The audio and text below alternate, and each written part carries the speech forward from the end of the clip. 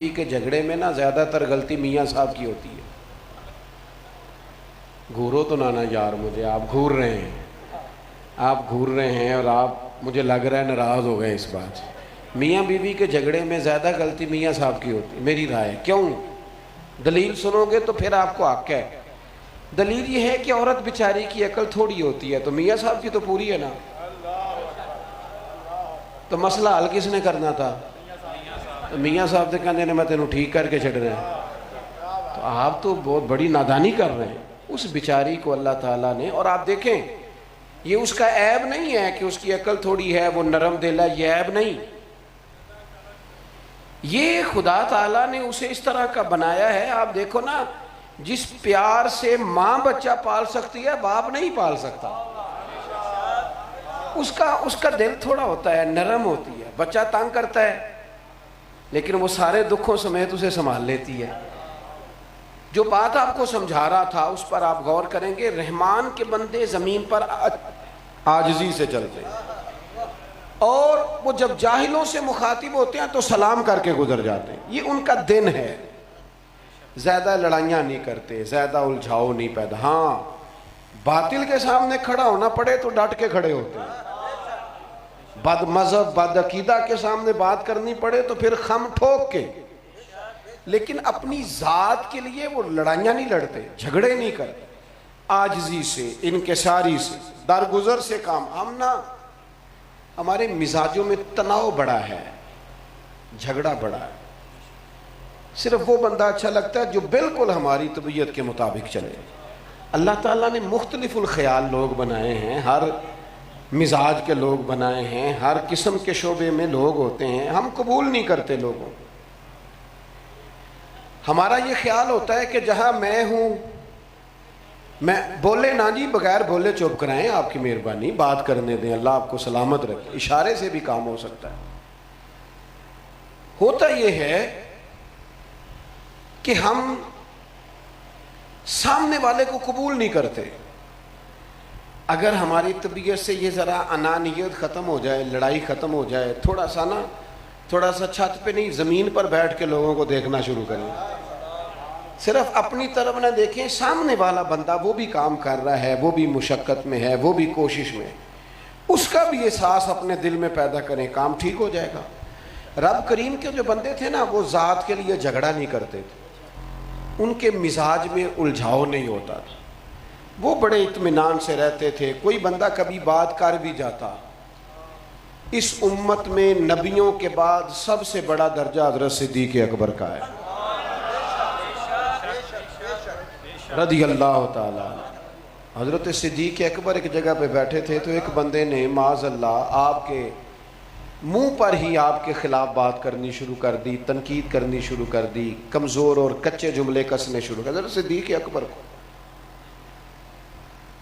और लुत्फ़ की बात यह है कि हुजूर भी वहाँ बैठे हैं। वो बंदा बातें करता रहा, थोड़ी देर गुजरी तो हज़रत सिद्दीक़ अकबर ने जवाब दिया। पहले बर्दाश्त किया, फिर जवाब दिया। जब हज़रत सिद्दीक़ अकबर बोले तो हुजूर उठ के चले गए। हज़रत सिद्दीक़ अकबर पीछे गए और जाके अर्ज़ की, हुजूर जब तक वो बोलता था आप बैठे रहे, जब मैं बोला हूँ तो उठ के चले गए। तो हुजूर फरमाने लगे, अबू बकर, आपकी तरफ से जवाब देने के लिए रब ने फरिश्ता भेजा हुआ था, फरिश्ता मुकर्रर किया था जो सहाबा के बारे में बात करे, उसके लिए, उसका जवाब देने के लिए तो रब फरिश्ते मुकर्रर फरमाता है। अल्लाह ने फरिश्ता मुकर्रर किया था जो आपकी तरफ से जवाब दे रहा था, लेकिन जब आपने खुद बोलना शुरू किया ना, फरिश्ता उठ के आ गया तो मैं भी उठ के आ गया हूँ। हमें ना कुछ चीज़ों पे ये समझ लेना चाहिए कि मेरा रब भी तो दिफा करता है ना। हर लड़ाई खुद ही लड़ना चाहते हो, वो सारी अदालतें ज़मीन पे नहीं लगनी है, क़यामत वाले दिन भी लगनी है। कुछ फैसले क़यामत की अदालत पे भी तो मेरे भाई छोड़े। उलझाओ, हर बात में बहस, हर बात में, गली मोहल्ले में छोटी छोटी बातों पे लड़ाई। गली का नाम मेरे नाम पे होना चाहिए, मोहल्ले का नाम मेरे नाम। वो छोड़ दे यार, अगर तेरा नाम बड़ा अच्छा है तो रब उसे जिंदा रखेगा, कायम रखेगा, और जिसके नाम को रब बुलंद फरमाए उसके नाम को कोई गिरा सकता बाकी रट्टे से निकले, अपनी जिंदगी में झगड़े से निकले। अनाप रब के बंदों की शान ये है कि वो अनापरस्त नहीं होते, बड़ी जल्दी 2 मिनट में मान जाते। मिजाज होता है उलझाओ नहीं, झगड़े नहीं। वैज़ा खातबाहुमुल जाहिलून क़ालू सलामा, कोई जाहिल उनसे मुखातब हो तो सलाम करके गुजर जाता। आप यकीन करें, हमारी बहू को ना घर में जो बेटी ब्याह के लाते हैं उसे थोड़ी सी दरगुजर की ज़रूरत होती है। यहाँ से अपना बच्चा परदेश जाके टेलीफोन करे ना, अपना बच्चा परदेश जाके फ़ोन करे ना, दिल नहीं लग रहा तो कहते हैं पुत्र आहिस्ता आहिस्ता लग जाएगा। वो कहे ना काम नहीं मुझे आता तो कहते हैं बेटा आहिस्ता आहिस्ता। अपने बच्चे को कह रहे आहिस्ता आहिस्ता काम भी आ जाएगा, दिल भी लग जाएगा, तो बहू से क्यों नहीं कह रहा? उसे भी कहना पुत्र आहिस्ता आहिस्ता दिल भी लग जाएगा, घर का काम भी आ जाएगा, सारी चीज़ें बेहतर। उसे तो कह रहे हैं तेरी माँ ने सिखा के नहीं भेजा, तेरे बाप ने तरबियत। ओ खुदा के बंदे, ये अनापरस्ती है, ये झगड़ा है, ये मन की लड़ाई है, इससे बाहर आ जाए। अपनी जिंदगी में ये झगड़े छोड़ दें। और थोड़ी देर के लिए अगर कोई आपके बारे में बात कर भी लेता है तो क्या हर्ज है यार, हम क्या हैं, आम इंसान है, किसी ने को बात कर भी ली तो फिर क्या हुआ। अल्लाह के बंदे तो कहते थे यार उस जगह रहने को दिल ही नहीं करता जहां सारे हाथ चूमे। उठ बुलिया चल उथे बसीए जिथे बसदे नहीं सारे अन्ने। उठ बुलिया चल उथे बसीए जिथे बसदे सारे अन्ने। ना कोई साड़ी जात पछाणे ना कोई सानू मन्ने। वो तो कहते थे ये क्या अरब का सलूट कराना। इस चक्कर से थोड़ा बाहर निकलना, उलझाओ नहीं जिंदगी में, झगड़ा नहीं इतनी लंबी। अच्छा वैसे बाद लोगों को गलत फहमी भी बड़ी होती है, ओ जो 2 बंदे खड़े होके बातें कर रहे हैं शायद मेरे बारे में कर रहे हो। यार तू इतना अहम नहीं है, उनको कोई और काम भी होगा, तू मुफ्त में परेशान हो गया है, इतनी तू तेरी अहमियत नहीं कि सारी दुनिया तुझे डिस्कस करे। और भी बड़े लोग हैं, बड़ा जनाब उनका मामला है। थोड़ा सा अपनी ज़िंदगी में ठहराव लाएं, बुर्दबारी, तहम्मुल। अल्लाह ताला ने अपने बंदों के लिए दुनिया बनाई है, दूसरों को भी। और बादशाह थे वक्त के, और बादशाह वो नहीं इसके खिलाफ रोज लोग जुलूस निकालते हैं। वो बादशाह जो जहां से गुजरे लोग लंबी उम्र की दुआएं मांगते हैं, लोग नमाजों के बाद दुआ मांगते हैं या अल्लाह इस तरह का हुक्मरान सबको अता फरमा। लोग कदर करते हैं और जो वो कह देते हैं लोग उसे तस्लीम कर। आप गुजर रहे थे, लकड़ी के जूते खड़ाऊं उस जमाने में लोग पहनते थे, तो एक बाबा जी ना फुटपाथ पे सोए हुए थे, सड़क के ऊपर ही रास्ते में। तो आप गुजर रहे थे, सिपाही साथ थे, बाबा जी के पैर पे पैर आ गया। ये जब हमारी अचानक किसी से टक्कर होती है ना मोटरसाइकिल की, गाड़ी की, तो फौरन कहते हैं अंधे हो ए या कि देना। हालांकि सानू पता होता है जो अन्ना होंदा तो चलांदा ते ना, लेकिन फिर भी सवाल करते हैं ना लोग, अंधे हो नजर नहीं आता। तो बाबा जी के पैर पे पैर आया तो बाबा जी भी तेजी से उठे तो कहने लगे आप अंधे। अब बादशाह को कह दिया हमारे तो जनाब हो तू मैनू ही आग छड़िया, मैनू तो जानता नहीं। उसी वक्त मसला खराब हो जाता है, आप अंधे। तो बात छोटी सी होती है, एक टाइम ही होता है, अगर बंदा गुजार जाए तो 2 मिनट का ही मसला होता है। हजरत उमर बिन अब्दुल अजीज हंस पड़े, यानी हंस पड़े, गुस्से वाली बात पर भी हाँ हाँ हंस पड़े और हंस के कहने लगे नहीं बाबा जी मुझे नजर आता है। वो जो साथ थे ना 2-4 लोग, उन्होंने तलवारें निकाल ली। फरमाया तुम्हें क्या हुआ? कहने लगे जी बाबा जी ने आपको अंधा कहा है। फरमाने लगे नहीं। उन्होंने कहा जनाब कहा है? फरमाया कोई नहीं कहा। कहा जनाब कहा है? फरमाया बताओ बाबा तुमसे बातें कर रहा था, मुझसे कर रहा था। कहा बातें तो आपसे ही हो रही। तो फरमाने लगे उन्होंने तो अंधा नहीं कहा, उन्होंने तो एक सवाल पूछा है कि आप अंधे तो नहीं, तो मैंने जवाब दे दिया नहीं मुझे नजर आता है, इसमें झगड़े वाली कौन सी बात है? आप सवाल का जवाब दें, लड़ाई किस बात की? हमारे यहाँ बड़ा ही उलझाव है, बड़ा ही। भाज लोग बेचारे ऐसे हैं जिनसे मुलाकात करें तो लगता है कि बस ना कल परसों सारे हालात खराब होने वाले, उनके पास खैर की खबर ही कोई नहीं, कोई बंदा अच्छा मिलता ही नहीं उन्हें दुनिया में, कोई शय ठीक ही नहीं। हर वक्त इस तरह का परेशानी उलझाव ना पैदा करें। अपनी ज़िंदगी वज़ादारी से गुजारें। अल्लाह के बंदों की शान, अपने आप को बहुत ज़्यादा खुद ब खुद ऊंचा ना करें। ਜਿਹੜੀਆਂ ਗੁੱਡੀਆਂ ਆਪੇ ਹੀ ਉੱਡੀਆਂ ਉਹ ਨਾ ਚੜਨ ਉਚਾਈਆਂ, ਉਹੀ ਗੁੱਡੀਆਂ ਉੱਚੀਆਂ ਉੱਡੀਆਂ ਜਿਹੜੀਆਂ ਸਾਈਆਂ आप चढ़ाइयाँ। अपनी खुद ही शान बयान कर लेना, फिर खुद ही कहना मेरी लोग इज्जत नहीं करते, क्या फ़ायदा इस बात का? आप इस चक्कर में क्यों पड़ते हैं? ये तो उलझाओ है मुफ्त का। अल्लाह के बंदों का दिन ये होता है कि उलझाओ नहीं। और रात कैसी होती है? वल्लज़ीन यबीतून लिरब्बिहिम सुज्जदम व क़यामा, गुजारते हैं अपने रब के लिए सजदा करते हुए और क़याम करते हुए। सजदे वाली क़याम वाली रातें, हमारी रातें भी हैं, मोबाइल वाली रातें, गप्पों वाली रातें, तनकीद वाली रातें, किसी का बुरा सोचना माज़ल। रब के बंदों की रातें सजदों वाली, क़याम वाली, उसकी बारगाह में हाज़िरी देने वाली। जिस तरह हमारा वजूद पानी मांगता है ना, खाना मांगता है, नींद मांगता है, वजूद की ज़रूरियात होती है, इसी तरह हमारी रूह इबादत मांगती है। इसकी अहम ज़रूरत होती है इबादत करना। ये जो लोग कहते हैं ना पता नहीं क्या बात है मैं बोर बड़ा हो रहा हूँ, पता नहीं क्या बात है मेरा दिल क्यों नहीं लग रहा, तो उनका वजूद सजदा मांगता है। अपने रब की बारगाह में झुकें, करार आ जाएगा। जो लोग रात को मुसल्ले पे बैठते थे वो बड़े ताकतवर लोग थे, बड़े मजबूत लोग थे, उनकी फिक्रें बड़ी ताकतवर थी।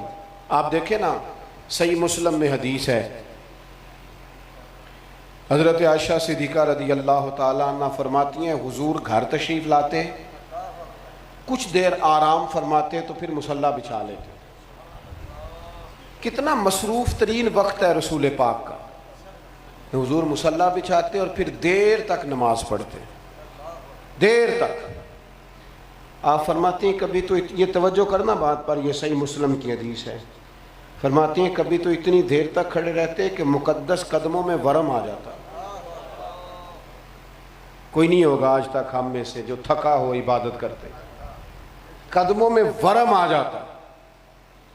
फरमाती हैं मैंने ना एक दिन अर्ज़ की या रसूलल्लाह सारी रात ही मुसल्ले पे गुजर गई, आप तो इमामुल अंबिया हैं, सैयदुर रसूल हैं, आपके सदके अल्लाह अगले पिछलों को माफ़ करेगा, इतनी मेहनत आप इबादत पर क्यों करते हैं? तो हुजूर ने फरमाया आयशा तुमने बताया है ना कि अल्लाह का मुझ पर बड़ा इनाम है, तो बता फिर अपने रब का शुक्रगुजार बंदा ना बनो। मैं ये शुक्र के सजदे करता हूँ, शुक्र के लिए उसकी बारगाह में हाज़िरी देता हूँ।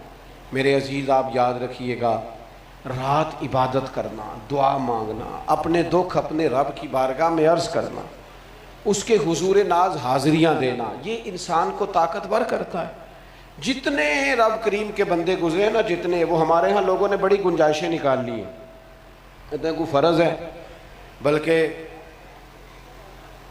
मैं तो एक बात ये भी किया करता हूँ कि देखो ना इमाम आज़म कितने बड़े आलिम थे, गौसे आज़म कितने बड़े आलिम थे, जितने बड़े आलिम थे उतने बड़े आबिद भी थे। सारी सारी रात मुसल्ले पे गुजर जाती थी, रब की बारगाह में हाज़िरी देते, वक्त बीत जाता था। अपनी इबादात को मजबूत करें। और एक बात आखिर में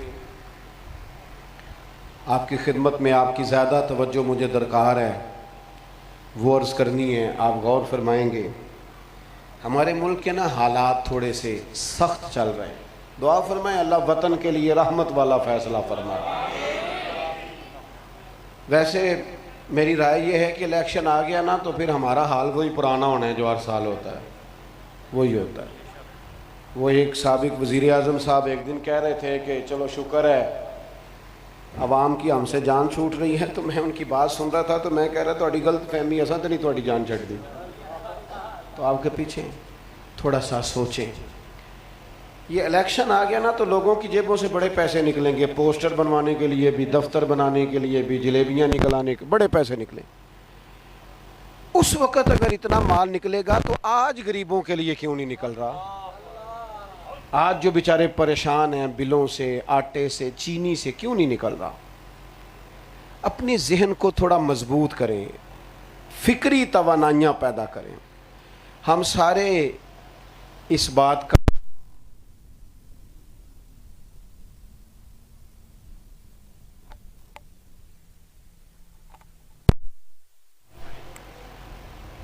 अमीर आदमी जब अमीर हो जाता है तो वो तो अपना गांव भूल जाता है, सारा ही रिश्तेदार सारे भूल जाता है। उसको तो फिर किसी टाउन में जाकर रिहाइश करनी है, उसकी तो दोस्तियां भी अमीरों से। रब करीम के बंदों की ये शान है कि उनके दिलों में ना हमेशा लोगों का एहसास रहता है। ये जो औलिया अल्लाह अपने इलाकों से चल के आते थे ना और आके तबलीग करते थे, ये भी लोगों का एहसास उन्हें खींच के लाता था कि लोग कहीं तालीम से महरूम न रह जाएं, तरबियत से मैं फिर लंगर खाने बनाना, गुरबा की मदद करना लोगों के लिए। हज़रत गौसे आज़म फरमाते हैं मैंने 50 साल पढ़ा पढ़ाया है, किताब व सुन्नत को 50 साल पढ़ा पढ़ाया है। आप फरमाते हैं मैं इस नतीजे पर पहुंचा हूं कि इतनी जल्दी रब किसी अमल से राज़ी नहीं होता जितनी जल्दी भूखे को खाना खिलाएं तो अल्लाह राज़ी हो जाता है। अपने दिल में ना गुंजाइश पैदा करें दूसरों की, और ये भी छोड़ दें कि फ़लाना काम क्यों नहीं करता जी, 4 भरा ने काम क्यों नहीं करते, 6 भरा ने, ये भी निकाल दो। याद रखना कई दफ़ा इंसान बड़ी कोशिश करते हैं पर फिर भी बात बनती उसके फजल के साथ। ये जो लोग कहते हैं ना मैंने बाहर जाना है, बाहर जाके सारे लोग सेट हो जाते हैं, उसके फजल से बात बनती है, उसकी हिकमत के तक बंदे जिसको 30 साल हो गए मस्जिद की सफाई करते, फजर की अजान पढ़ते, उसे क्यों नहीं महफिल मिलाद की सदारत देता तू? उसका हक है, लेकिन वो मिजाज बन गया हमारा खुदा रहा यहाँ तो। और मैं रात भी कह रहा था फिर कहता हूँ, मिलाद शरीफ में भी मौलवियों पीरों नात खानों की रोटी जो अलहदा से पकाते हो तो सारा ही तबरक है, एक जैसी पकाओ सब के लिए। जब सारे कह रहे होते हैं तबरक है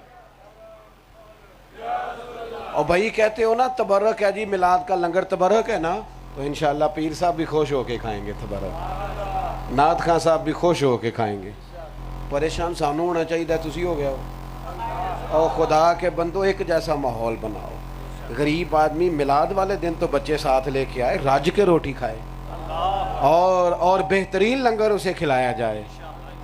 पूछे उसके बच्चे अपने अब्बा जी से कि अब्बा जी इन्नियां बोटियां तो कदे साढ़े घर पकियां ही नहीं, अज की है तो हो सकता है गरीब बाप रोई पवे, कवे पुत्र आज तेन कोई नहीं डकन लगा, अज मेरे नबी पाक दा मिलाद।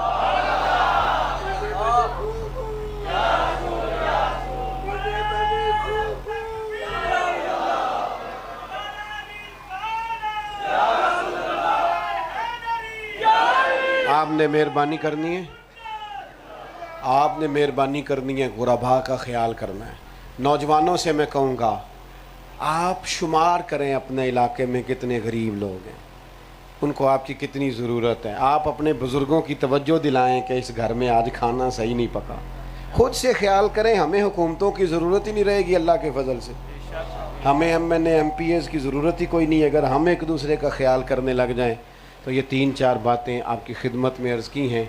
उम्मीद करता हूँ आप इन बातों को अपने पल्ले से बांधेंगे और इस पर अमल करेंगे। अब इंशाअल्लाह महफिल आगे चलेगी जी,